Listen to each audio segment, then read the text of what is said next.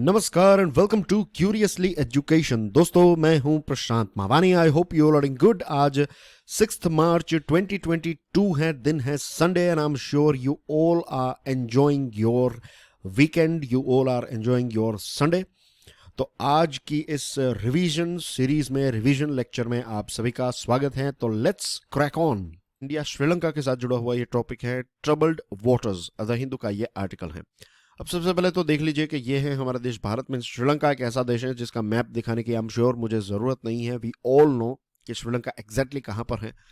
तो ये रहा श्रीलंका, ये रहा हमारा देश। ये श्रीलंका है, ये भारत है, ये तमिलनाडु वाला पोर्शन है, और बीच में बहुत ही एक छोटी सी लाइन है, और यहाँ पर हर जगह पर पानी है, एज वी नो।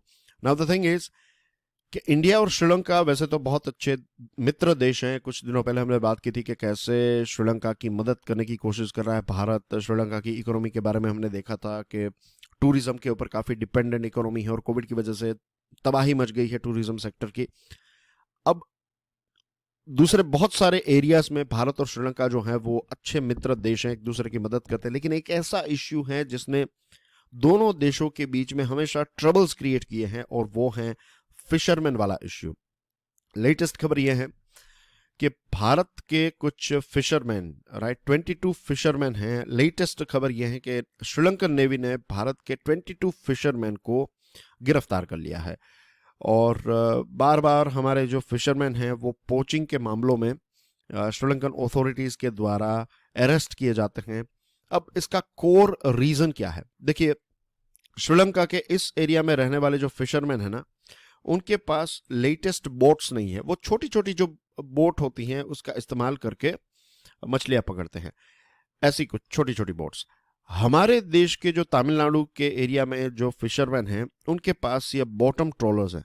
अब बॉटम ट्रॉलर्स जो हैं वो एक बहुत ही पावरफुल इंजन वाली बोट होती हैं। इसमें से 2 रस्सियां निकलती हैं और एक बड़ी सी नेट होती है, और ये हॉर्स पावर वाली, बहुत ज़्यादा हॉर्स पावर वाली जो बोट है उसको फुल थ्रॉटल पर रन किया जाता है, चलाया जाता है। और होता यह है कि ये जो ताकतवर नेट है, ये पूरा जो एक एरिया है उसका जो बॉटम है, तो बॉटम तक ये नेट जाती हैं, और सारी चीज़ें जो हैं वो उखाड़ कर ये नेट जो है वो नेट में फंस जाती हैं।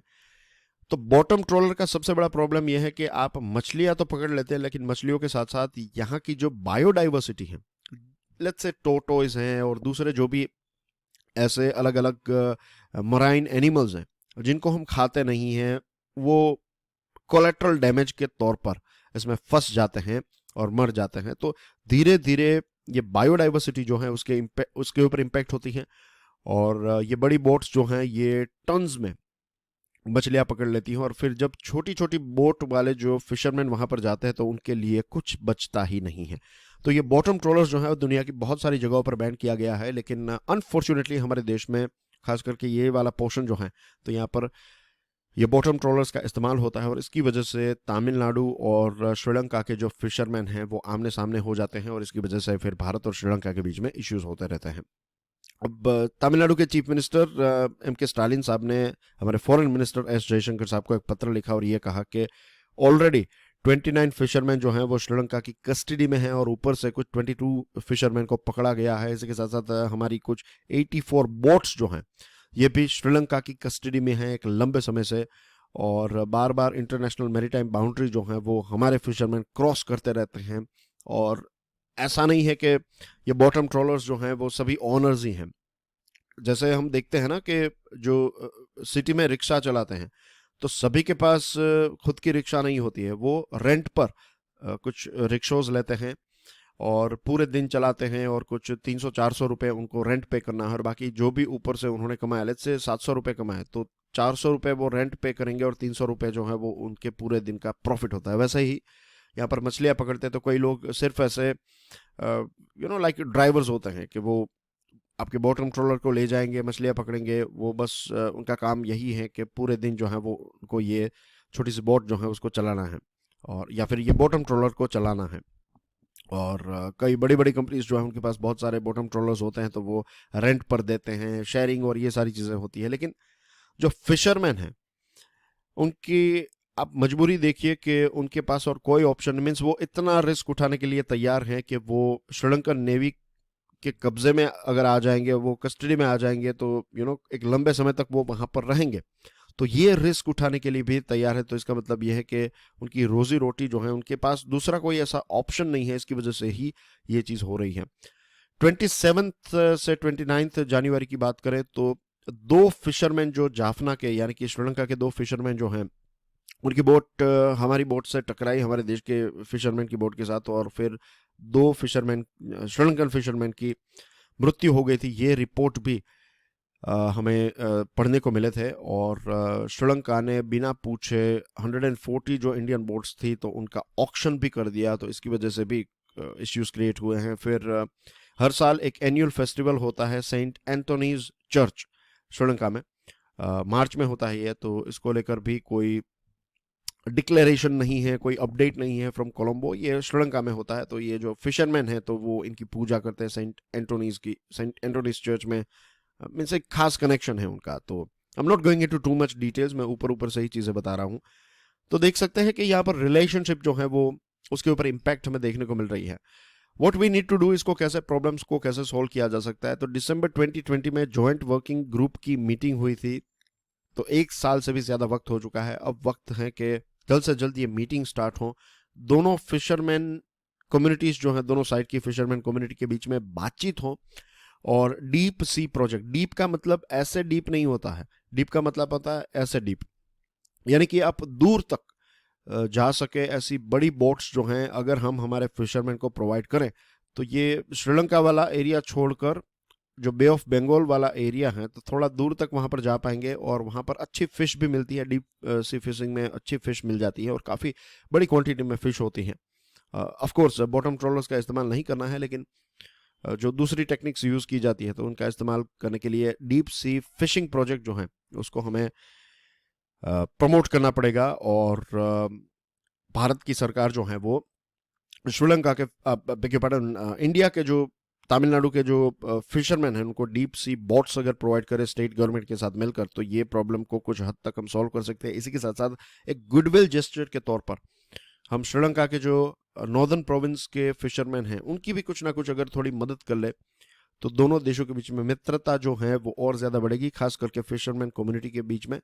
और ये प्रॉब्लम को हमें सॉल्व करना ही चाहिए, क्योंकि एक लंबे, हर साल ये चीज़ जो है वो पॉपअप होती रहती है, और इसका सॉल्यूशन जो है वो सभी स्टेक होल्डर्स यानी कि दोनों देशों की सरकार और दोनों देशों की फिशरमैन कम्युनिटी को मिलकर ही इसका सॉल्यूशन जो है वो निकालना पड़ेगा। Elections, virtues and public spirit. Voting के टाइम पर क्या होता है, वोटिंग के टाइम पर जो रिप्रेजेंटेटिव्स हैं वो हमारे घर घर आते हैं, दरवाज़ा खटखटाते हैं, हमसे 2-5 मिनट बात करते हैं, उनके एस्पिरेशंस और क्या क्या ज़रूरत है और आपको क्या चाहिए, ये सारी चीज़ों के बारे में बातचीत होती है।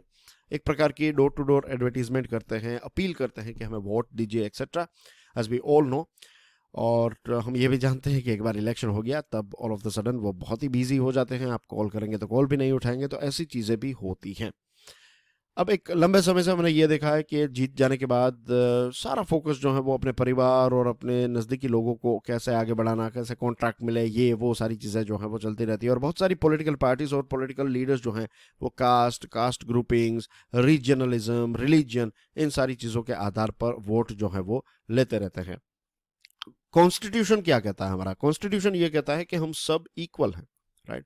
हम स्कूल में कॉन्स्टिट्यूशन, स्कूल और कॉलेजेस में कोर्सेज में कॉन्स्टिट्यूशन पढ़ते हैं, और सिविल सर्विसेज की प्रिपरेशन करने के लिए फिर से लोग जो हैं वो एनसीईआरटीज पढ़ते हैं, और पढ़नी भी चाहिए। और फिर एम लक्ष्मीकांत पढ़ते हैं, डॉक्टर सुभाष कश्यप की किताब जो है वो पढ़ते हैं, और कॉन्स्टिट्यूशन को और अच्छी तरीके से समझते हैं, और चीज़ों को ऑब्जर्व करते हैं, और गहराई में जाते हैं, वीडियोस देखते हैं, और पता चलता है कि जो कॉन्स्टिट्यूशन में लिखा गया है और जो रियलिटी में हो रहा है उसमें बहुत बड़ा डिफरेंस है।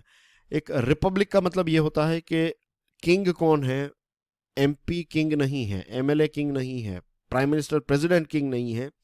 रिपब्लिक में जो लोग हैं वो राजा हैं, और बाकी के जितने भी ये सिविल सर्वेंट हैं या फिर जो नेता हैं, व्हेन आई से नेता आई मीन टू से पॉलिटिकल पार्टीज और पॉलिटिकल पार्टीज के लीडर्स और एमपीज, एमएलएज और सीएम्स एंड पीएम्स एंड जो भी हैं, ये सारे लोग जो हैं उनको हम पावर देते हैं लिमिटेड पीरियड के लिए, परमानेंट पावर नहीं है। आप काम कीजिए तो फिर आपको वोट मिलेंगे, काम नहीं करेंगे तो वोट नहीं मिलेगा। और सुभाष कश्यप जो हैं, डॉक्टर सुभाष कश्यप, तो वो उन्होंने कहा है, कॉन्स्टिट्यूशनल एक्सपर्ट हैं, वो कहते हैं कि कोई रिपब्लिक जो है वो तब आगे बढ़ता है जब लोग जो हैं वो पब्लिक का एक पॉजिटिव स्पिरिट हो। इसके साथ लोग जितने शार्प होते हैं, लोग जितने पॉलिटिकली एक्टिव होते हैं, उतना ही पॉलिटिकल पार्टी के लिए चैलेंजिंग हो जाता है, और उनको हम हमेशा अपने पैरों पर खड़ा रखेंगे, इससे कि हमेशा वो अलर्ट मोड पे रहेंगे, कुछ भी गलत नहीं कर पाएंगे। आजकल आप देख रहे हैं कि सोशल मीडिया और जो बदलाव आया है टेक्नोलॉजी का, इंफॉर्मेशन टेक्नोलॉजी का, तो कोई भी पॉलिटिशियन कुछ गलत करते हैं तो 5-10 मिनट के अंदर सारी चीज़ें वायरल हो जाती हैं। तो अब वो पहले जैसा नहीं रहा कि एमपीज एमएलए खुलेआम दादागिरी करते थे। ये ट्रेंड जो है अब जा रहा है, क्योंकि लोगों के अंदर अवेयरनेस जो है वो काफ़ी बढ़ने लगी है। और ये रिपब्लिक जो है वो फेल तब हो जाता है जब ये जो इलेक्शन के टाइम पर, सभी ऐसा नहीं होते हैं, आई मस्ट टेल यू, सारे पॉलिटिशियंस ऐसा नहीं है, लेकिन हम देखते हैं कि एक एक ट्रेंड है कि वो हमें बहलाकर फुसलाकर हमारा वोट ले लेते हैं, उसके बाद हमें ही चूना लगाते हैं। तो ये जब चीज़ें होती हैं, जब लोग अवेयर कम होते हैं, जब लोगों की जन चेतना इतनी ज़्यादा उजागर नहीं होती है, तो ऐसे ऐसे अ, ऐसे वक्त में रिपब्लिक जो है वो ड्रॉप होने लगता है, पावर जो है वो उनके पास चला जाता है। तो लोग जितने एक्टिव रहेंगे पॉलिटिकल पार्टीज को, उतना ही और ज़्यादा शार्प और रिस्पॉन्सिबली बिहेव करना पड़ेगा। और हमारा कॉन्स्टिट्यूशन जो है उसके बारे में B.R. आम्बेडकर साहब ने एक बहुत ही अच्छी बात बताई है कि कॉन्स्टिट्यूशन बहुत अच्छा लिखा गया है तो इसका मतलब ये नहीं है कि कॉन्स्टिट्यूशन अच्छा लिखा गया है तो देश भी अच्छा हो जाएगा, समाज भी अच्छा हो जाएगा। इसको चलाने वाले लोग जो है, कॉन्स्टिट्यूशन में लिखी गई बातें जो हैं उसको इम्प्लीमेंट करने वाले लोग अगर अच्छे नहीं हुए, तो कितना भी अच्छा कॉन्स्टिट्यूशन क्यों ना हो, उसका रिजल्ट देखने को नहीं मिलेगा। और कॉन्स्टिट्यूशन में थोड़ी बहुत खामियां भी रहेगी तो कोई बात नहीं, लेकिन अगर उसको ऑपरेट करने वाले लोग जो हैं वो अच्छे रहेंगे, राइट, उसका प्रॉपर इंप्लीमेंटेशन होगा, तो फिर भले ही खराब कॉन्स्टिट्यूशन हो या फिर थोड़ी वीकनेस क्यों ना हो कॉन्स्टिट्यूशन में, लेकिन देश और समाज जो है वो आगे बढ़ पाएगा।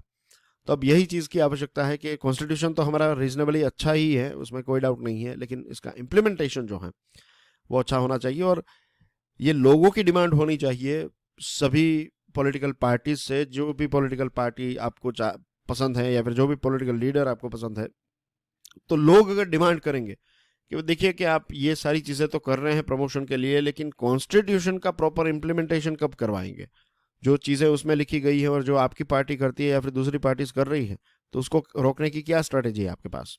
कौन कौन सी ऐसी चीज़ें हैं जिनके माध्यम से हम ये सुनिश्चित कर सके कि जो लास्ट, जो एक आम आदमी है जो कतार में सबसे लास्ट में खड़ा है, जो गरीब है, पीड़ित है, शोषित, वंचित हैं, तो ऐसे लोगों का हित जो है वो हम कैसे फुलफिल कर पाएंगे? ये सारी चीज़ों के बारे में जब लोग प्रश्न पूछने लगेंगे तो पॉलिटिकल पार्टीज के बिहेवियर में और पॉलिटिकल लीडर्स के बिहेवियर में भी एक बदलाव आएगा।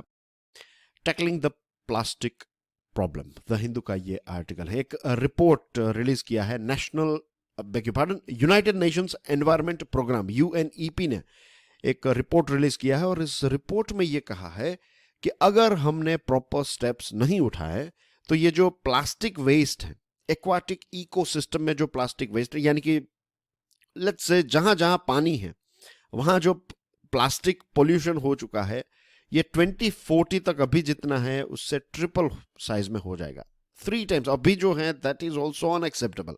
अगर 3 टाइम्स ये हो गया तो जस्ट इमेजिन कि कितनी खराब हालत होगी। आप देखिए, ये कोई स्विमिंग पूल की पिक्चर नहीं है, राइट, ये प्रॉपर नेचुरल जो समंदर है वहाँ की तस्वीर है, और आप देखिए कि यहाँ पर नेचुरली मछलियाँ तैर रही है और यहाँ पर हर जगह पर प्लास्टिक है।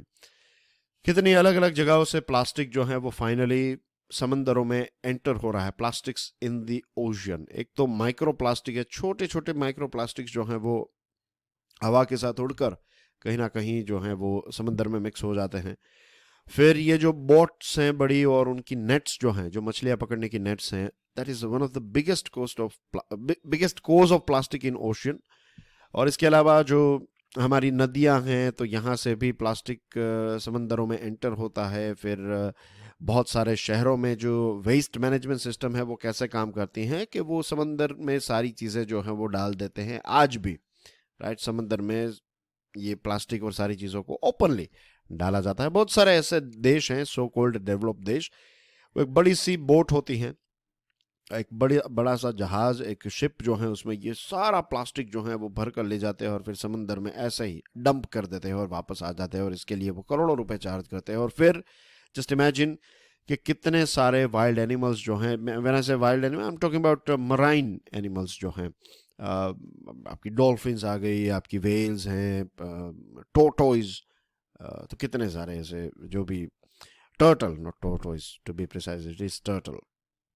टोटोइज जो होते हैं वो जमीन के होते हैं, टर्टल जो है वो पानी के होते हैं। That's the difference if you don't know. And see here, great Pacific garbage patch. यहाँ पर आप देखिए, दिस इज यूएसए और ये है मैक्सिको, और यहाँ से अगर आप देखें तो एक बहुत बड़ा पैच है। मीन्स ये कितना बड़ा पैच है, just imagine 1.6 million kilometre square kilometre, 1.6 million square kilometre. Can you imagine के कितना बड़ा ये पैच होगा? और इतना सारा प्लास्टिक है इसमें। 8% माइक्रो प्लास्टिक्स हैं, 13% मेसोप्लास्टिक्स हैं, 26% मैक्रोप्लास्टिक्स, 53% मेगा प्लास्टिक्स। और मैंने इसकी कुछ तस्वीरें देखी हैं, और इट्स सो हॉरिड, आप देख नहीं सकते। आपको ऐसा लगेगा कि यार समंदर में कितना सारा क्षेत्र जो है वो प्लास्टिक से घिरा हुआ है। 99% of everything here is plastic. और सबसे बड़ा कंट्रीब्यूशन जो है, 46% कंट्रीब्यूशन किसका है? फिशिंग गियर का है। जो नेट होती है ना, वो नेट ऐसे ही छोड़ दी जाती है, नेट में कोई इश्यू हो जाता है तो उसको डंप किया गया, तो नेट की वजह से ये सारा ये, और जो मैंने आपको एग्जांपल दिया कि बड़ी बड़ी शिप्स जो हैं वो लेकर यहाँ पर डंप करके चले जाते हैं, तो अब यहाँ पर ये पैच जो है वो बढ़ता जा रहा है। The United Nations Environment Assembly meeting in February-March 2022 में finalize a way forward for global cooperation in this regard। अब एक मीटिंग होने वाली है, और इस मीटिंग में अभी हाल ही में, मीन्स नज़दीक के दिनों में ये मीटिंग होगी यूएन एनवायरमेंट असेंबली की, और इस मीटिंग में यह तय किया जाएगा कि कैसे हम ग्लोबली एक दूसरे के साथ कोऑपरेट करके इस प्रॉब्लम को सॉल्व कर सकते हैं। देखिए, प्लास्टिक जो है ये बहुत ही कन्वीनियंट है, इसको यूज करना बहुत ही ईजी है, इसको मैन्युफैक्चरिंग करना जो है वो भी रीजनेबली ईजी है, लेकिन इसको डीकम्पोज करना जो है वो एक बहुत ही तकलीफदायक, बहुत ही लॉन्ग टर्म प्रोसेस है। बनाना तो ईजी है, लेकिन इसको मिटाना जो है वो एक लॉन्ग टर्म प्रोसेस है। तो या तो हम कुछ ऐसा साइंटिफिक ब्रेक थ्रू या फिर ऐसी कोई चीज ढूंढ ले जिससे हम प्लास्टिक को ऑन द स्पॉट डीकम्पोज कर सके, तो ऐसा हो सकता है, वरना फिर हमारा कंजम्पशन जो है उसको हमें रोकना पड़ेगा या फिर बंद करना पड़ेगा। प्रॉब्लम यह है कि ग्लोबल कंजम्पशन जो है वो बढ़ता जा रहा है, और जो रिसाइकलिंग है वो ना के बराबर हो रहा है, और इसकी वजह से ये प्लास्टिक वेस्ट का प्रॉब्लम जो है वो जनरेट हुआ है। और जैसा हमने देखा कि मराइन फिशरीज और वाइल्ड लाइफ जो है वो सबसे ज़्यादा इसकी वजह से प्रभावित हैं। अब आप ऑल ऑफ द सडन अब अगर इसको बंद कर देंगे तो लाइवलीहुड के इश्यूज भी आएंगे। बहुत सारे लोग जो है वो प्लास्टिक के बिजनेस के साथ जुड़े हुए हैं, और पूरी दुनिया में, सिर्फ हमारे देश में नहीं, और all around the world plastic के बिजनेस के साथ जुड़े हुए लोग बहुत सारे हैं। तो उनके लिए अल्टरनेटिव सॉल्यूशन क्या होगा? दूसरी चीज, ये प्लास्टिक की वजह से जो दूसरा प्रॉब्लम हो रहा है ये मराइन लाइफ के ऊपर, तो इसकी नेगेटिव इम्पैक्ट जो है वो मछुआरों के ऊपर हो रही है। आज मछुआरों के पास कम जो एक वो मछली पकड़ने के लिए जाते हैं तो कम क्वांटिटी में उनको मछली मिलती है। उसके पीछे वन ऑफ द रीजन है कि एक तो हमने बात की थी वो बॉटम ट्रोलर्स, सैटरडे को ही बात की थी, और बॉटम ट्रोलर्स और इन सारी चीज़ों का इस्तेमाल, ऊपर से पॉल्यूशन बढ़ रहा है, तो और क्लाइमेट चेंज की वजह से मछलियाँ जो हैं तो उनके भी रिप्रोडक्शन में एक बदलाव हमें देखने को मिला है। तो ये सारी चीज़ें ऐड होके मछुआरे जो हैं उनका जीवन डिफिकल्ट बना रही हैं। तो यहाँ पर हमें एक सोशल कॉस्ट जो है उसको ढूंढना पड़ेगा कि प्लास्टिक कंजम्पशन का सोशल कॉस्ट क्या है, कि मछुआरों के जीवन के ऊपर जो इम्पैक्ट आ रही है और दुनिया भर के मछुआरों के ऊपर, तो इसके बारे में क्या होगा। फिर अगर प्लास्टिक इंडस्ट्रीज को धीरे धीरे करके वाइप आउट किया जाए, ये सारे जो ऐसे like polythene bag for example, जो क्या कहते हैं उसको, वन टाइम यूज प्लास्टिक जो होते हैं ना, ऐसी जो चीज़ें होती है तो उसको बंद करेंगे तो बहुत सारी इंडस्ट्रीज जो है वो अफेक्ट होगी। लेकिन we have to take a hard decision, क्योंकि ये चीज़ चलती रही तो it's going to be a big problem. तो उनको कैसे शिफ्ट किया जा सकता है और कंजम्पशन को हम कैसे रोकें, कैसे लोगों को प्रभावित करे कि वो कम, क्योंकि जितने ज्यादा कंज्यूमर्स होंगे चीजों के उतना ही उनको कंट्रोल करने के लिए ज्यादा कॉस्ट लगेगा। और बहुत सारे देशों ने प्लास्टिक को बैन भी कर दिया है, और कई देशों में तो टैक्सेस भी बहुत ज्यादा है, और टैक्सेस तीनों लेवल पर हैं। प्रोडक्शन, रॉ मटेरियल अगर आप खरीद रहे हैं प्लास्टिक बनाने के लिए, तो उसका रॉ मटेरियल और उसके ऊपर भी बहुत टैक्सेस होते हैं। फाइनल अगर कंजम्पशन करे तो भी, और डिस्पोजेबल के भी ऊपर बहुत सारे टैक्सेस लगाए जाते हैं। तो एक प्रकार का डिटेरेंस जो है वो तैयार किया जाता है कि आपको लगेगा कि यार प्लास्टिक यूज करने से तो अच्छा है कुछ अल्टरनेटिव। तो ऐसा कुछ टैक्स स्ट्रक्चर जो है, डिटेरेंट टैक्स स्ट्रक्चर, वो हमें ढूंढना पड़ेगा। और सबसे इंपॉर्टेंट है कंप्लायंस। हमारे देश में प्रॉब्लम यह है कि कई जगहों पर प्लास्टिक बैन है, तो जो लोकल म्यूनिसिपल बॉडी के लोग आते हैं वो फाइन लेकर चले जाते हैं, दैट्स इट। अब आपने एक बार फाइन, फिर वो व्यक्ति जो है वो वही करेगा, मीन्स उसने फाइन दे दिया, फिर उनको पता है, means this is how it works. हाँ, दिस इज रियलिटी में ऐसे काम करता है ये चीज। आपकी दुकान पर एक बार आया, दैट्स इट, फिर वो दोबारा नहीं आएंगे। तो वो आपके वहां पर आपको चीजें सिखाने के लिए नहीं आ रहे हैं, वो तो रेवेन्यू कलेक्ट करने के लिए आ रहे हैं। उनका एटीट्यूड देखा आपने, एक बार आपकी दुकान पर आ गए तो फिर दूसरे दिन वो चेक करने नहीं आएंगे। क्यों? क्योंकि आपको कर लिया। मीन्स ऐसे थोड़ी होता है। आप अगर चीजों को रोकना चाहते हैं तो प्रोडक्शन लेवल पर, कंजम्पशन लेवल पर और डिस्पोजल लेवल पर, तीनों लेवल पर अगर काम करेंगे, प्रोडक्शन नहीं होगा तभी वो दुकानदार जो है वो उसका इस्तेमाल नहीं कर पाएगा। और अल्टरनेटिव, अल्टरनेटिव में कपड़ों की थैली और ये सारी चीज़, कुछ ऐसी चीज़ें होती है जहां पर आपको प्लास्टिक का इस्तेमाल करना ही पड़ता है, लेकिन वहां पर ऐसा प्लास्टिक का इस्तेमाल करें कि अगर आप यूज़ कर रहे हैं तो फिर इसको डिस्पोज करें या फिर रीयूज़ करें। तो ये कुछ चीज़ों के ऊपर अभी काम करना ज़रूरी है, वरना ये सारी चीज़ें जो है वो, एज वी नो कि जो डंप बढ़ता जा रहा है तो प्रॉब्लम भी बढ़ता जाएगा। तो एग्जिस्टिंग टैक्सेस और सब्सिडीज को मिटाकर नए अपग्रेडेड टैक्सेस को ऐड करने की ज़रूरत है। इसके अलावा मल्टीपल यूज़ प्लास्टिक का क्या क्या कहाँ पर हम कर सकते हैं इसके बारे में सोचना चाहिए। लोगों को एजुकेट करें, अवेयरनेस क्रिएट करें, और कोई सब्सटीट्यूट डेवलपमेंट, इसका कोई रिप्लेसमेंट के लिए R&D के ऊपर R&D करें, रिसर्च एंड डेवलपमेंट करें। और अगेन वेस्ट मैनेजमेंट, क्या हम इनसे रोड्स बना सकते हैं जो प्लास्टिक्स हैं? तो हाँ, ऐसा किया जा सकता है, ऐसा कुछ किया जा सकता है। मीन्स कुछ कुछ देश जो हैं वो ये भी कर सकते हैं कि पैसिफिक से जो भी प्लास्टिक हैं वहाँ पर, तो वो सारा कलेक्ट कर लिया लेट्स से, या फिर उसमें से कुछ चंक जो है वो कलेक्ट कर लिया, उसको रिसाइकल करके उसके रोड्स बना लिए। तो ऐसा कुछ जो है वो किया जा सकता है। National science day, the Hindu का ये आर्टिकल है, बहुत ही इंटरेस्टिंग। आज 28 फरवरी है, और आज सर CV रमन साहब ने जो लाइट स्कैटरिंग, रमन इफेक्ट जो है, इसकी शोध की थी। तो इसी दिन को हम नेशनल साइंस डे के तौर पर सेलिब्रेट करते हैं, और भारत सरकार जो है एक साइंस वीक सेलिब्रेट कर रही है। इसका नाम है विज्ञान सर्वत्र पूजयते। अब ये वाला जो आर्टिकल है ना, ये बहुत ही इंटरेस्टिंग व्यू पॉइंट, मुझे एक बहुत ही इंटरेस्टिंग व्यू पॉइंट मिला इस आर्टिकल से, कि साइंस जो है ना, साइंस किसी देश का नहीं होता है, राइट। साइंस जो है वो यूनिवर्सल होता है। और अगर हम किसी व्यक्ति, देखिए CV रमन हमारे देश के थे, और उनकी बर्थ डेट या फिर उनके अचीवमेंट्स को सेलिब्रेट करना, इसमें कोई गलत बात नहीं है। लेकिन जितने भी लोगों ने साइंटिफिक डिस्कवरीज की है वो किसी एक देश से लिमिटेड नहीं है, you know what I mean. ये सभी देशों के हैं, वो हमारे तो हैं ही, लेकिन उतने ही वो चाइना के भी हैं, उतने ही वो USA के भी हैं। सेम थिंग गोस कि चाइना के कोई भी साइंटिस्ट है तो वो भले ही चाइना में जन्म हुआ, लेकिन उनका जो काम है, उन्होंने जो किया है, वो किसी एक सोसाइटी के लिए नहीं किया है, उन्होंने तो पूरी ह्यूमैनिटी के लिए कुछ किया है। जैसे म्यूजिक और डांस और पोएट्री जो है वो यूनिवर्सल है, वैसे ही साइंस भी यूनिवर्सल है। कहते हैं फ्रीमैन डाइसन, उनकी एक किताब है द साइंटिस्ट एज रेबल। एक साइंटिस्ट जो होता है वो एक क्रांतिकारी होता है, और जितने भी समाज के अलग अलग ऐसे बैरियर्स होते हैं, वो बैरियर्स को तोड़ने का काम जो है वो साइंटिस्ट करते हैं। हमने साइंटिस्ट को कभी इस एंगल से नहीं देखा, हमने साइंटिस्ट को ऐसे ही देखा है कि वो लैब में होते हैं और नई डिस्कवरी करते हैं, और जो एक स्टीरियोटिपिकल वो हैं कि लंबे लंबे घुंघराले बाल और सफ़ेद बाल हो गए, वाइट कोट पहन के यहाँ वहाँ घूम रहा है, तो और केमिकल्स के साथ खेल रहा है। तो ऐसा नहीं है, मीन्स वो एक, चलो ठीक है कि वो ऐसे ही दिखाए जाते हैं फिल्मों में, तो वो स्टीरियोटाइप हो चुका है, इट्स गुड, इट्स ओके। लेकिन मैं, आप, हम सब जो हैं वो अलग अलग लेवल पर हम साइंटिस्ट हो सकते हैं, क्योंकि science is all about exchanges of idea.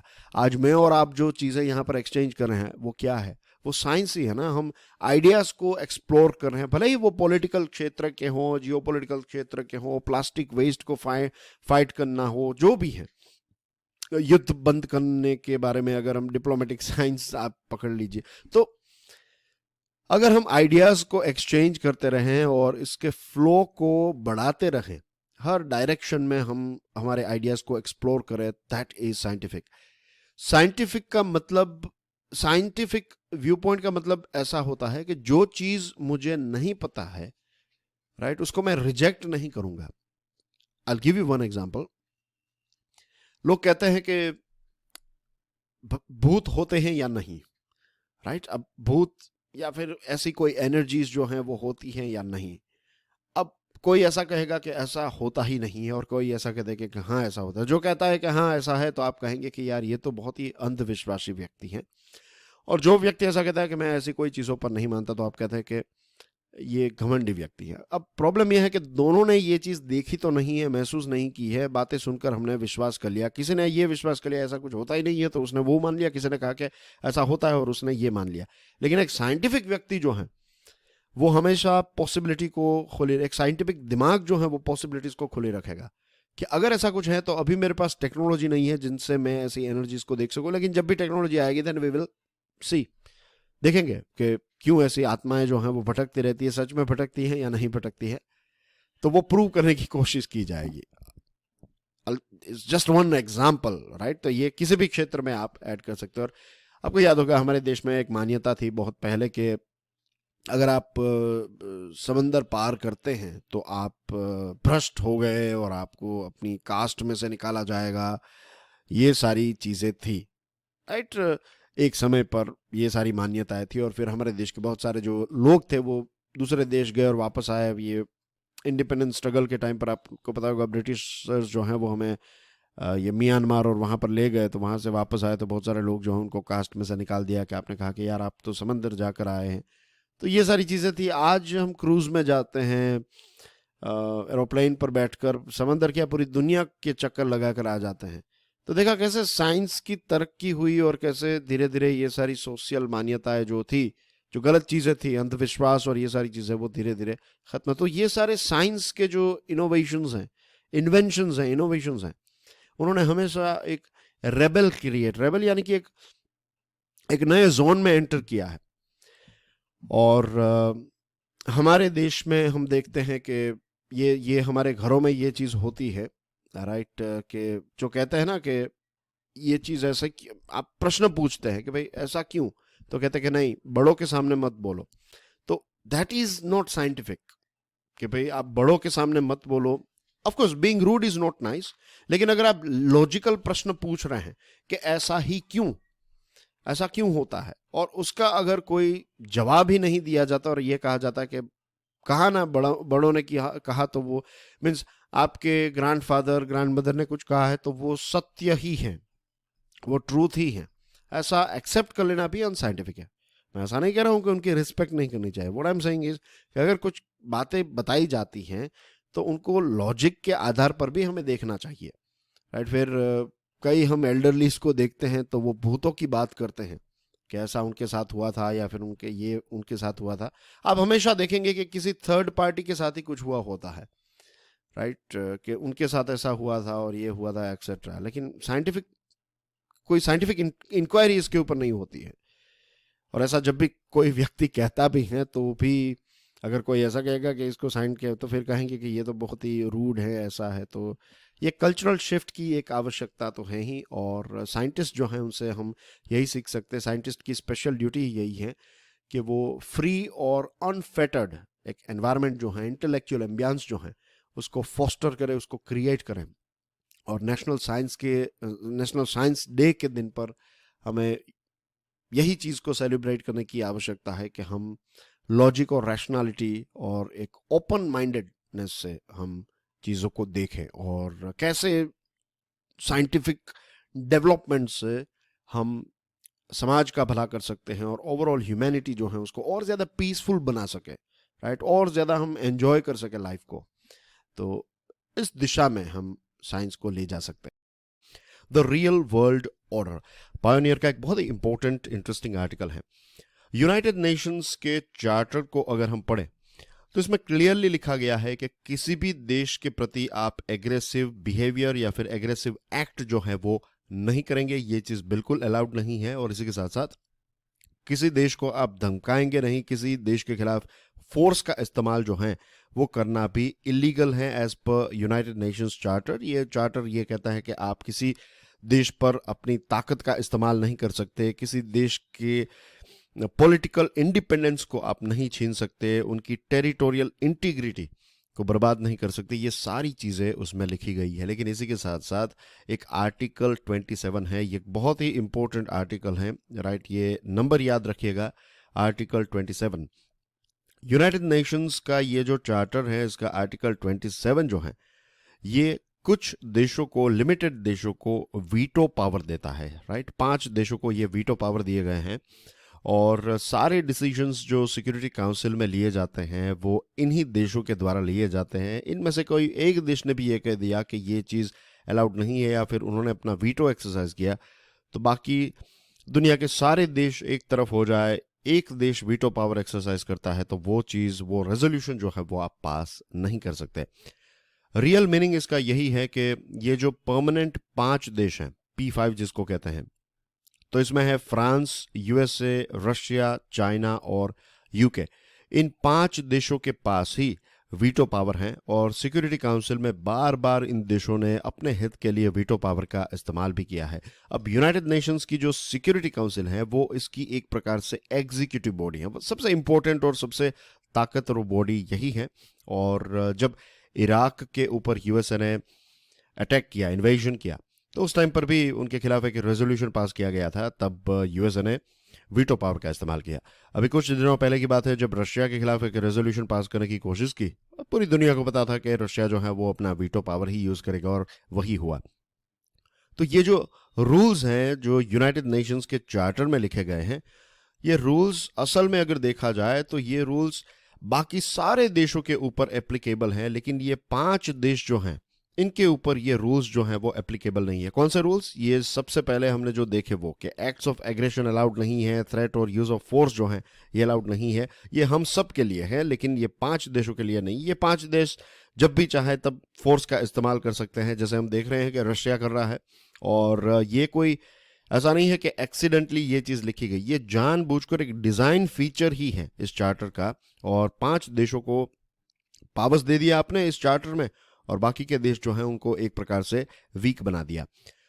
अब ये जो चार्टर है ये कब साइन हुआ था? ये सैन फ्रांसिस्को में जून 1945 में साइन हुआ था। और ये जर्मनी के सरेंडर, यानी कि जर्मनी ने जब अपने हथियार जो हैं वो छोड़ दिए, तो उसके 6 हफ्तों के बाद जून 1945 में ये चार्टर साइन हुआ था। और ये चार्टर साइन होने के बाद क्या हुआ? उसके 6 हफ्तों के बाद जापान के 2 शहरों पर यूएसए ने न्यूक्लियर बॉम्ब्स गिरा दिए। ये उसी टाइम पर हमें समझ जाना चाहिए था कि ये चार्टर साइन होने के बाद भी ये P5 देश जो हैं वो इसी प्रकार का बिहेवियर जो है वो करते रहेंगे। युद्ध खत्म हुआ, जब विश्व युद्ध 2 खत्म हुआ तो लगभग 50 मिलियन लोग जो हैं वो मारे जा चुके थे और यूरोप की हालत बहुत ख़राब थी। एशिया के बहुत सारे जो राज्य हैं और एशिया के बहुत सारे सिटीज़ हैं उनकी हालत भी काफ़ी ख़राब थी। और ऐसे समय पर ये न्यूक्लियर बॉम्ब्स फेंके गए और इस प्रकार का चार्टर जो है वो एडॉप्ट किया गया। अब ये कहते हैं कि ये जो चार्टर जिसने बनाया, जो नेगोशिएटर्स थे, वो आइडियलिस्टिक नहीं थे, वो रियलिस्टिक थे। क्योंकि उनको पता था कि छोटे छोटे देश जो हैं वो एक दूसरे के साथ युद्ध करेंगे तो शायद वो युद्ध जो है वो थोड़े समय में ख़त्म हो जाए, लेकिन अगर ये बड़े पावर्स जो हैं वो एक दूसरे के साथ युद्ध करेंगे तो एक लंबे समय तक ये चलता रहेगा और पूरी दुनिया के ऊपर इसकी इम्पैक्ट देखने को मिलेगी। तो ये चार्टर और ये पावर्स जो दिए गए हैं ये खास करके इसलिए दिए गए हैं ताकि पूरी दुनिया जो है इन 5 देशों की बातें माने और ये 5 देश जो हैं वो एक दूसरे के साथ कन्फ्रंटेशन में ना रहें। The great powers did accept them but only on condition that they themselves were exempt from the rules. That's the real world order. Real world order की बात करें तो आज भी इन 5 देशों की ही हुकूमत चलती है। हर जगह पर हम ये देखते हैं। चाइना का अगर एग्जांपल दूं, तो जब चाइना जो पाकिस्तान के खिलाफ भारत कुछ भी चीज़ यूनाइटेड नेशन सिक्योरिटी काउंसिल में ऐड करता है, तो चाइना जो है वो पाकिस्तान की मदद कर लेता है, पाकिस्तान को बचा लेता है, क्योंकि end of the day China जो है वो पाकिस्तान को भारत के खिलाफ ही यूज़ कर रहा है। सीरिया की जब सिचुएशन हुई, जब वेस्टर्न वर्ल्ड ने उनके ऊपर इन्वेजन किया, तो उस टाइम पर ये यूके और फ्रांस और यूएसए जो है वो एक हो गए, और रशिया जो है वो इस चीज़ का विरोध कर रहा था, लेकिन ये 3 देश जो हैं वो एक हो गए और फिर इन्होंने आगे बढ़कर ये सीरिया जो है इसके ऊपर भी इन्वाइट कर लिया। इतने कितने सारे ऐसे देश हैं जहां पर यूएसए और वेस्टर्न वर्ल्ड ने और कई बार रशिया ने जो है वो इन्वेजन किया है। और भारत की बात करें तो देखिए चाइना क्या कर रहा है। चाइना P5 का मेंबर कंट्री है, तो चाइना भी हमारे साथ लद्दाख वाले एरिया में या फिर पूरी LAC जो है उसके ऊपर मिसबिहेवियर कर रहा है। दूसरे फ्रंट की बात करें तो पाकिस्तान को ओपनली सपोर्ट कर रहा है। पूरी दुनिया जानती है कि दुनिया में जितने भी अलग अलग जगहों पर आतंकवादी हमले होते हैं, कहीं ना कहीं उसका कनेक्शन जो है वो पाकिस्तान के साथ होता है। फिर भी चाइना जो है वो ओपनली पाकिस्तान को सपोर्ट करता है। और यूनाइटेड नेशंस की डिज़ाइन जो है वो इस हिसाब से की गई है। And this is a very important thing for you to understand. ये बहुत ही इंपॉर्टेंट चीज है, आप समझ लीजिए इसको, कि यूएन की डिजाइन सभी युद्ध को रोकने के लिए नहीं हुई है। You will be shocked to know this, लेकिन यही हकीकत है। अब देख लीजिए कितने सारे युद्ध हो गए इतने सालों में। क्या यूएन सारे युद्ध को रोक पाया? ये अभी रशिया ने जो इन्वेजन किया है, तो क्या यूएन इसको रोक पा रहा है? नहीं। यूएन की जो डिजाइन है वो इस हिसाब से हुई है कि ये जो बड़े पावरफुल देश जो हैं वो एक दूसरे के साथ युद्ध ना करें, दैट्स इट। बाकी के देश जो हैं उनका जो होना है हो जाए। यूएन जो है वो सिर्फ इन 5 देशों के ऊपर ही ज्यादा फोकस्ड है, इनकी तरफ टिल्टेड है, इनकी तरफ एक बहुत बड़ा झुकाव है। और एक व्यक्ति थे जिनका नाम है हैमर्सहोल्ड, तो वो उन्होंने कहा हैमर्सहोल्ड जो है उन्होंने ये कहा कि while none of us are ever going to see the world order we dream of in our lifetime, nevertheless, the effort to build that order is the difference between anarchy and a tolerable degree of chaos. जो एक ideal United Nations, एक world order जो होना चाहिए, जो हम सोचते हैं कि ऐसा हमारा सपना है कि ऐसी दुनिया बन जाए, शायद वो अभी पॉसिबल नहीं है। शायद हम हमारे जीवन काल में ये चीज़ ना देख पाए, लेकिन इसके प्रति या फिर इस दिशा में एफर्ट्स करते रहना, इस दिशा में सुधार करते रहना जो है, यही एक बेस्ट पॉसिबल ऑप्शन है। वरना अगर हम ये चीज़ भी नहीं करेंगे तो एनार्की यानी कि एक प्रकार की अराजकता जो है वही पूरी दुनिया में हमें देखने को मिलेगी, ऐसा उनका कहना है। मेरा कहना यह है कि अब बहुत साल हो गए, लगभग कितने 70-80 ईयर्स हो गए यूनाइटेड नेशंस को। 45 में इसका स्थापना हुई थी। तो अब वक्त आ चुका है कि हम यूएन को अपग्रेड करें। ये सिक्योरिटी काउंसिल में ये जो 5 देशों के पास ही पावर है, तो ये चीज़ें जो हैं वो चेंज होनी चाहिए। मैंने कई बार कहा है कि अफ्रीका का एक भी देश यूएनएससी का पार्ट नहीं है। भारत जो दुनिया की 18% पॉपुलेशन को रिप्रेजेंट करता है, तो ये यूएनएससी का परमानेंट मेंबर का पार्ट नहीं है। हमारे पास वीटो पावर नहीं है। यूएन पीस कीपिंग फोर्स में हम कितना सारा कंट्रीब्यूशन करते हैं, लेकिन आज भी हमारा इसमें कोई इंपॉर्टेंट रोल नहीं है। हम नॉन परमानेंट मेंबर के तौर पर इलेक्ट होते रहते हैं और फिर कुछ ना कुछ चीज़ें जो है वो करने की कोशिश करते हैं, लेकिन सही में पावर किसके पास है? P5 के पास। Reporting cyber attacks, the Hindu का ये आर्टिकल है। Ministry of electronics and information technology ने ये कहा है कि आने वाले समय में एक नई साइबर सिक्योरिटी रेगुलेशंस जो है, नए रूल्स एंड रेगुलेशंस जो है वो लॉन्च किए जाएंगे। और इसमें बेसिकली ये होगा कि सभी ऑर्गेनाइजेशंस को अगर उनके ऊपर कोई साइबर क्राइम होता है तो उनको ये चीज़ 72 आवर्स के अंदर रिपोर्ट करना है, सरकार को इन्फॉर्म करना है। इसमें क्लोज 5 जो है डेटा प्रोटेक्शन बिल 2021 का, वो ये कहता है कि 72 आवर्स के अंदर you have to report this thing to government. अब यूरोपियन यूनियन का जो GDPR है यानी कि जनरल डेटा प्रोटेक्शन रेगुलेशन, उसमें भी इसी प्रकार के क्लोजेस हमें देखने को मिलते हैं। एक साइबर क्राइम मैगजीन है और उसका कहना यह है कि सिर्फ 2021 में $6 ट्रिलियन का नुकसान जो है वो साइबर क्राइम की वजह से हुआ है। यूएसए और चाइना के बाद अगर साइबर क्राइम को एक अलग देश से देखा जाए तो ये वर्ल्ड की तीसरी सबसे बड़ी इकोनॉमी हो जाएगी। तो अब सोचिए कितने सारे साइबर क्राइम्स जो हैं वो हर जगह पर पूरी दुनिया में होते रहते हैं। हमारे देश में इसको लेकर अवेयरनेस जो है वो ना के बराबर है, हमारे पास उतना सेटअप भी नहीं है। तो सरकार अब ये कर रही है कि सरकार जो है वो प्राइवेट फर्म्स को कह रही हैं और गवर्नमेंट डिपार्टमेंट्स जो हैं उनको भी, अगर उनके ऊपर साइबर अटैक हो रहा है तो आपको बताना है, कोई इंसिडेंट हुआ, कोई ब्रीच हुआ तो you have to report this thing. और 2021 में जो नेशन वाइड गैस पाइपलाइन है यूएसए की, तो उसके ऊपर अटैक हुआ था, तो लगभग ईस्ट कोस्ट का जो 45% का पेट्रोल और डीजल का कंजम्पशन होता है, इसका ट्रांसपोर्टेशन जो है वो नियरली बंद हो गया था। जब रिपोर्ट किए जाते हैं, जब आप इन्फॉर्म करेंगे कि ये साइबर अटैक हुआ है, तो INCERT यानी कि Indian computer emergency response team जो हैं और दूसरे जो ऑर्गेनाइजेशंस जो हैं वो अलर्ट हो जाते हैं, वो कुछ स्टेप उठा सकते हैं, इसको ढूंढने की कोशिश करेंगे। और कंपनीज जो हैं वो थोड़ी रिलुक्टेंट होती है, कंपनीज जो हैं वो मीन्स आपत्ति जताती हैं। अगर कंपनी के ऊपर अटैक होता है तो वो ये सारी चीज़ें रेगुलेटर्स को बताती नहीं। उसके पीछे रीज़न ये है कि जब भी किसी कंपनी के ऊपर साइबर अटैक होता है तो उनकी शेयर प्राइस जो है वो 3.5% गिर जाती है और लॉन्ग टर्म में एक साल के अंदर उसकी प्राइस जो है वो 8.6% जितनी गिर जाती है। तो इस चीज़ की वजह से ये कंपनीज जो है वो साइबर अटैक को रिपोर्ट नहीं करती है, लेकिन हम कंपनीज को ऐसे ही छोड़ नहीं सकते। What we can do is we can create a rule of periodic cyber security audits, कि सडनली सरकार जो है वो आपकी कंपनी में आएगी और आपका एक साइबर सिक्योरिटी ऑडिट्स जो है वो करेगी। तो ये चीज़ होनी चाहिए ताकि पता चले कि कौन सी कंपनीज जो है वो रिपोर्ट कर रही है या नहीं कर रही है, और ऐसा जब किया जाएगा तो कंपनीज जो है वो सामने से ही रिपोर्ट करेगी।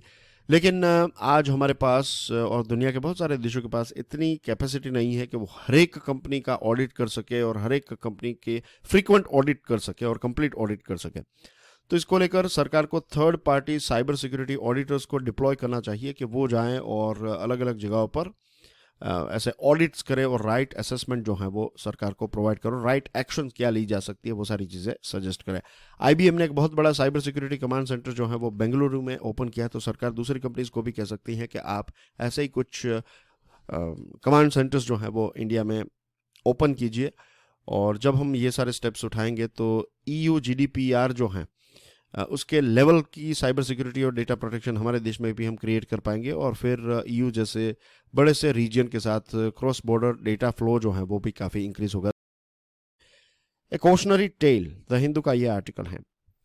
IPCC यानी कि inter governmental panel on climate change, ये दुनिया की सबसे बड़ी बॉडी है जहां पर आपको लगभग दुनिया के सभी टॉप साइंटिस्ट यहाँ पर देखने को मिलते हैं, और वो क्लाइमेट चेंज के साथ जुड़ी हुई जो चीज़ें हैं, जो प्रेजेंट और फ्यूचर में क्या क्या इसकी इम्पैक्ट होगी, ये सारी चीज़ों का एनालिसिस जो है वो IPCC के द्वारा किया जाता है। ये UN के तहत काम करती है, और लेटेस्ट रिपोर्ट IPCC का ये कहता है कि आने वाले समय में, आने वाले 2 दशकों में, pay attention, we are talking about next 2 decades, average global temperature जो है ये 1.5 डिग्री सेल्सियस तक पहुंच जाएगा, इसको क्रॉस कर जाएगा, और ये बहुत बड़ा खतरा है। राइट, एवरेज टेम्परेचर है ये, तो कई जगहों पर ये 4 डिग्री भी बढ़ जाएगा। जस्ट इमेजिन अगर किसी जगह पर 48 डिग्री सेल्सियस जो है वो वहाँ पर टेम्परेचर चल रहा है और वहाँ पर अगर 4 degree, then we are talking about 52 degree Celsius. तो दिस इज, यहाँ पर लोगों की मृत्यु हो जाएगी। You cannot survive 52 degree Celsius. और कई जगहों पर ऐसा होगा कि 41 डिग्री है, तो यहाँ पर अगर 3 डिग्री बढ़ गई तो 45 हो जाएगी। अब आप लगेंगे कि 1-2 डिग्री से क्या फ़र्क, लेकिन 1 डिग्री जब बढ़ती है तो उसकी जो इम्पैक्ट है ना, वो मल्टीप्लाइड बाई 10, मल्टीप्लाइड बाई 20, 100 हो जाती है। तो जितनी 1-1 डिग्रीज भी अगर बढ़ती हैं तो इसकी इम्पैक्ट जो है वो काफ़ी सीवियर हो जाती है। कई जगहों पर सूखा पड़ेगा। राइट, एग्रीकल्चर और ये सारी चीज़ें, मीन्स इकोनॉमी जो है, बहुत सारे देशों की इकोनॉमी ये तबाह हो जाएगी बिकॉज ऑफ बारिश ना होने की वजह से। बहुत सारी जगहों पर स्नो मेल्ट होने लगेगा, और जब स्नो मेल्ट होगा तो आपका ओशियन का टेम्परेचर जो है, आपके ओशियन के जो वाटर लेवल है, बेसिकली सी लेवल जिसको कहते हैं हम, वो बढ़ जाएगा। और एक बार ये मेल्ट होना स्टार्ट हो गया, फिर आप उनको फिर से वो फ्रोजन स्टेट में नहीं ले जा सकते। ग्लोबल सी लेवल जो है वो 44 से 76 सेंटीमीटर इस सेंचुरी में बढ़ जाएगा, और अगर इसी प्रकार से चीज़ें चलती रही तो 2150, आज से लेट्स से 100 सालों के बाद 2 मीटर से 5 मीटर जितना, 2 मीटर से 5 मीटर जितना सी लेवल जो है वो इंक्रीज हो जाएगा। Can you imagine, 5 meter is 2 meter is itself very scary. कई जगहों पर बहुत ज़्यादा बारिश होगी, सिटीज़ जो है वो डूबने लगेंगे, और ये सारा डैमेज ऐसा होगा जिसको आप कह सकते हैं इररिवर्सिबल। एक बार ये डैमेज हो गया तो हो गया, फिर ऐसा नहीं है कि बारिश रुक गई और सारी चीज़ें जो हैं वो थोड़े समय के बाद बैक टू नॉर्मल हो जाएगी। नहीं, हमारा जीवन शायद बैक टू नॉर्मल हो जाए थोड़ा बहुत, लेकिन जो डैमेज हुआ है वो कभी भी वापस रिपेयर नहीं हो पाएगा। COP 26 में जो अलग अलग देशों ने टारगेट सेट किए हैं वो लॉन्ग टर्म के लिए तो अच्छे हैं, लेकिन शॉर्ट टर्म में जो इसकी इम्पैक्ट हमें देखने को मिलेगी वो नहीं मिलेगी, और यही सबसे बड़ा चिंता का विषय है। यही IPCC ने बताया है कि ये शॉर्ट टर्म के लिए हम क्या करने वाले हैं, इसके ऊपर अभी भी इतनी कोई खास क्लैरिटी नहीं है। भारत ने यह कहा कि 2070 तक, ये बहुत इंपॉर्टेंट आंकड़ा है, भारत ने 2070 तक नेट ज़ीरो अचीव करने का वादा किया है, और भारत ने यह भी कहा है कि 2030 तक हमारा जो टोटल एनर्जी प्रोडक्शन है उसमें से 50% हम रीन्यूएबल सोर्सेज से पैदा करेंगे। और अभी 1-2 दिन पहले ही एक बात सामने आई थी, हमने बात की थी इसके बारे में फाइनेंशियल न्यूज़ में, कि एक अलग अलग मंत्रालयों ने ये कहा है कि अभी हमें ये वादा जो है वो नहीं करना चाहिए, क्योंकि अभी भी इसको लेकर टेक्नोलॉजी जो है वो उतनी अवेलेबल नहीं है। तो यहाँ पर भी आप देख सकते हैं कि भारत जैसा देश जो है वो भी अभी श्योर नहीं है। ये प्रॉमिस कर देना वन थिंग है और उसको फुलफिल करना that's a totally different thing. तो इट्स वेरी स्कैरी। और एक इम्पोर्टेंट टॉपिक है जिसको कहते हैं wet bulb temperature, right. Wet bulb temperature का मतलब ये होता है कि हीट भी ज़्यादा होती है और ह्यूमिडिटी भी ज़्यादा होती है। अब जब हीट बढ़ती है तो हमारा बॉडी क्या करता है, हमारा बॉडी जो है वो ऑटोमेटिकली टेम्परेचर को कंट्रोल करने की कोशिश करता है, तो पसीना निकलता है तो हमारा बॉडी जो है वो टेम्परेचर मेंटेन कर लेता है। अब जस्ट इमेजिन कि हीट भी बढ़ रही है और ह्यूमिडिटी भी है, तो इसकी वजह से क्या होता है कि हमारा बॉडी जो है वो, क्योंकि ह्यूमिडिटी है वातावरण में, तो पसीना नहीं निकलेगा, तो आपको गर्मी भी लग रही है और आपका एक प्रकार से आपकी कार गर्म हो रही है, लेकिन रेडिएटर जो है वो काम नहीं कर रहा है, तो सिचुएशन ये होगी कि आपकी कार ओवर हीट हो जाएगी। तो इसको कहते हैं वेट बल्ब टेम्परेचर, कि ये जो थर्मोमीटर का जो बल्ब होता है ये, तो ये वेट बल्ब हो जाता है ना। इस प्रकार की हीट और ह्यूमिडिटी का मिक्सचर, अगर पॉसिबल हुआ तो मैं इसको लेकर एक अलग से लेक्चर बनाकर आपको सारी चीज़ें एक्सप्लेन करूंगा। अभी तो बहुत ही ब्रीफली मैं जा रहा हूं कि वेट बल्ब टेम्परेचर में ये होता है कि हीट और ह्यूमिडिटी का कॉम्बिनेशन, और इसकी वजह से हमारी हेल्थ के ऊपर इम्पैक्ट हो सकती है और हीट स्ट्रोक भी आ सकते हैं। तो ये सारी चीज़ें हैं, और भारत के लिए भी बहुत बड़ा खतरा है। भारत सबसे वल्नरेबल देशों में से एक है। सी लेवल बढ़ेगा तो भारत की 35 मिलियन पॉपुलेशन जो है इसी सेंचुरी में अफेक्ट हो जाएगी, और आने वाले समय में 45 से 50 मिलियन जो हैं उसके लिए रिस्क बढ़ जाएगा।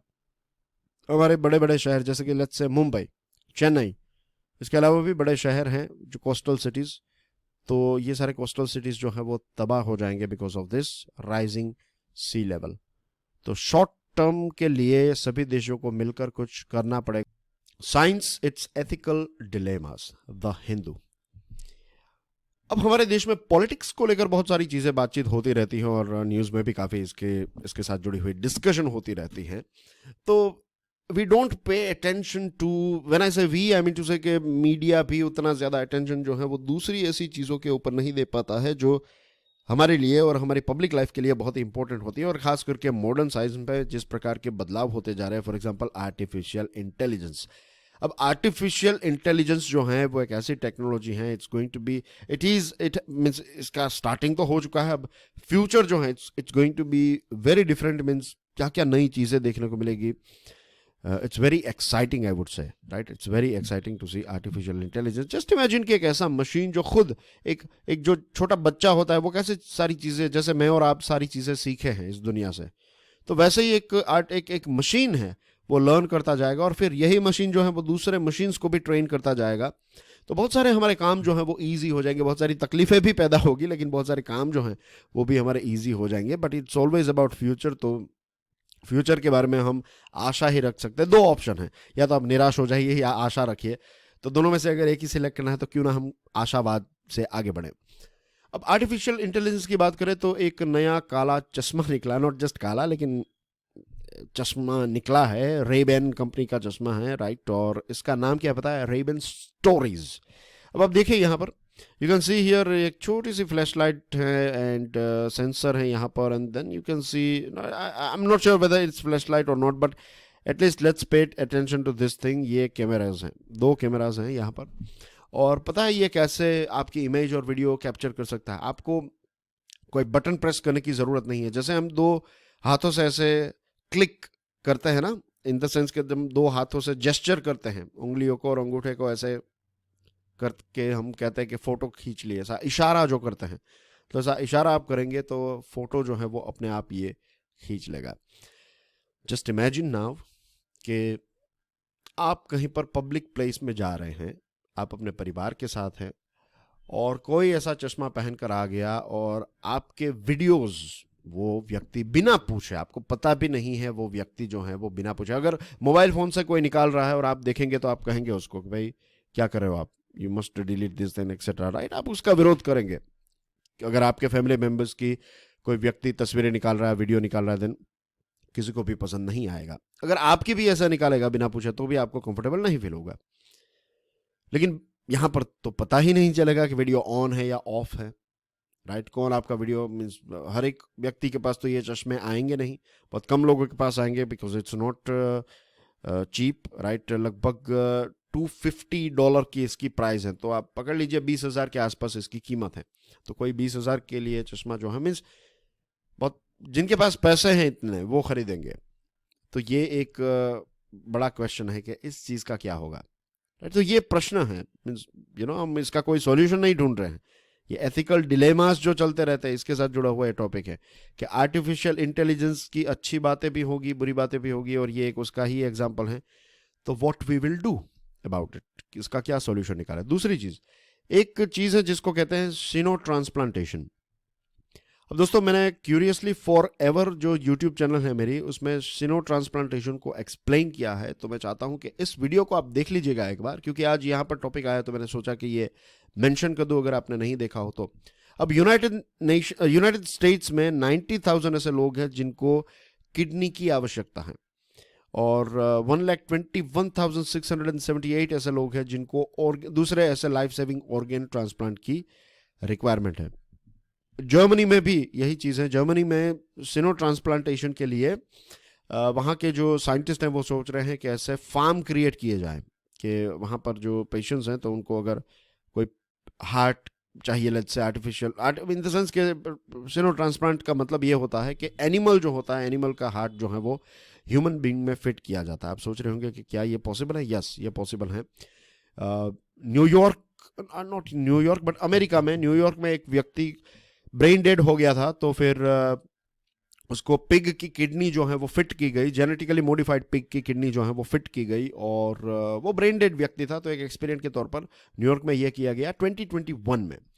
और 2022 में, इसी साल की बात है, इसी साल एक व्यक्ति का हार्ट ट्रांसप्लांट हुआ। जेनेटिकली मॉडिफाइड पिग जो है उसका हार्ट इस व्यक्ति को फिट किया गया। इसका भी बचना नियरली इम्पॉसिबल था, लेकिन इस व्यक्ति को हार्ट फिट किया गया और वो जिंदा हो गया, मीन्स जिंदा बच गया। तो ऐसा नहीं है कि वो हॉस्पिटल से डिस्चार्ज है और मेरी और आपकी तरह नॉर्मल लाइफ जिएगा, नहीं, ऐसा नहीं है, राइट? कॉम्प्लिकेशंस थोड़े बहुत होंगे, ऑब्जर्वेशन में रखा जाएगा, लेकिन एटलीस्ट उसकी जान जो है वो बच गई है। And this is just the first you can say success story. क्या आपको पता है हमारे देश में भी एक डॉक्टर बारुआ थे, उन्होंने आज से लगभग 30-40 साल पहले ऐसा एक एक्सपेरिमेंट किया था, और वो काफ़ी कॉन्फिडेंट थे कि मैं ये चीज़ कर सकता हूँ, और उन्होंने ऑपरेशन भी किया, और कुछ दिनों के बाद जो पेशेंट है उसकी मृत्यु हो गई। उस टाइम पर एक चीज़ जो हमारे पास नहीं थी वो थी ये जो कहते हैं ना जेनेटिक एडिटिंग, जो कहते हैं जीन एडिटिंग टेक्नोलॉजी नहीं थी। अगर वो होती तो डॉक्टर बारुआ उस टाइम पर सक्सेस बहुत बड़ा सक्सेस उन्होंने अचीव कर लिया था उस टाइम पर भी। लेकिन अब ये चीज़ें हैं हमारे पास, तो हम एडिट कर सकते हैं जीन को। अगेन ये सारी डिटेल्स जो है वो और गहराई से जानना है तो ये लेक्चर ज़रूर देख लीजिएगा, ये वीडियो देख लीजिएगा, राइट? अब इसी चीज़ को लेकर कुछ अलग अलग व्यू पॉइंट्स के बारे में बात करें तो एनिमल राइट्स मूवमेंट वाले जो लोग हैं वो इसका विरोध कर रहे हैं। वो कह रहे हैं कि आप जानवरों के साथ ऐसा नहीं कर सकते। वो भी अपने पॉइंट ऑफ व्यू से सही है। एक मोरल डिलेमा है कि एक इंसान की जान बचाना इंपॉर्टेंट रहेगा या फिर एक जानवर की जान बचाना। इसका कोई एक आंसर नहीं है। मैं चाहता हूं कि आप ही इसके बारे में सोचिए। फिर अगर कोई व्यक्ति जैन है, ज्यू है, मुस्लिम है, तो क्या वो व्यक्ति जो है वो ये पिग जो है उसका ऑर्गेन जो है वो उसकी बिलीफ सिस्टम उसको अलाउ करेगी कि वो ऐसे ऑर्गेन्स जो हैं उनको एक्सेप्ट करे, ये भी एक बहुत बड़ा प्रश्न है। और हमारे समाज की ही बात करें, देश की बात करें, हमारी सोसाइटी में पिग को एक बहुत ही डर्टी एनिमल माना जाता है। और जो भी देखिए, पोर्क खाना हमारे समाज में, समाज इन द सेंस कि society, I don't think so Bharat में मिलता भी है पोर्क। तो पोर्क खाना जो है वो यहाँ पर बहुत ही गंदी बात मानी जाती है। और जो लोग ये जो पिग पकड़ने के लिए आते थे पहले, अब तो पिग सोसाइटीज़ में देखने को नहीं मिलते हैं, लेकिन एक समय था जब लगभग बहुत सारे शहरों में हर जगह पर हमें पिग देखने को मिलते थे। आज से 15-20 साल पहले, 10-15 साल पहले की बात है। तो पिग पकड़ने के लिए जो लोग आते थे, उनका भी स्टेटस जो है वो सबसे लो माना जाता था, राइट, और माना जाता है आज भी। तो क्या डॉक्टर्स के साथ भी ऐसा ही किया जाएगा? क्या जो डॉक्टर्स ऐसा सेनो ट्रांसप्लांटेशन कर रहे हैं, या फिर आपको ऐसे फार्म क्रिएट करने पड़ेंगे जहां पर आप जेनेटिकली मॉडिफाइड ऐसे सुअर हैं जो पिग हैं, उनका उछेर करेंगे, उनको पालेंगे, तो क्या आपके साथ भी ऐसी ट्रीटमेंट होगी? तो ये ऐसी बहुत सारी चीज़ें। और एक इलीगल और इमोरल जो ह्यूमन ऑर्गेन की मार्केट चल रही है, ट्रैफिकिंग करके जो उनकी किडनी और ये सारी चीज़ें, तो ये इलीगल बिजनेस जो है ये लगभग बंद हो सकता है बिकॉज ऑफ सिनो ट्रांसप्लांटेशन। तो ये भी एक अच्छी बात है कि सिनो ट्रांसप्लांटेशन से ये इलीगल और ह्यूमन ट्रैफिकिंग का बिजनेस जो है एक हद तक बंद हो जाएगा। तो ये कुछ और बहुत सारे लोगों की जान बच सकती है। तो बहुत सारे ऐसे क्वेश्चंस हैं जिनके ऊपर हमें बातचीत करनी चाहिए। आपके क्या व्यू पॉइंट है, बताइए मुझे। यही आपका आज का आंसर राइटिंग का टॉपिक है। What do you think about synonym transplantation? What do you think about this ये रेबन की जो स्टोरीज हैं और आर्टिफिशियल इंटेलिजेंस है, तो इसके नेगेटिव पॉजिटिव इम्पैक्ट क्या होगी? What do you think? Means let's discuss it, right? Let's debate about it. Thank you very much for watching this video. Don't forget to check out Curiously Forever motivational podcast. हमारी दोनों channels को subscribe करना ना भूलें। Lecture को दूसरे लोगों के साथ शेयर जरूर करें। वीडियो पसंद आया हो तो hit the like button, stick your review in the comment section and enjoy your Sunday. God bless you all. जय हिंद।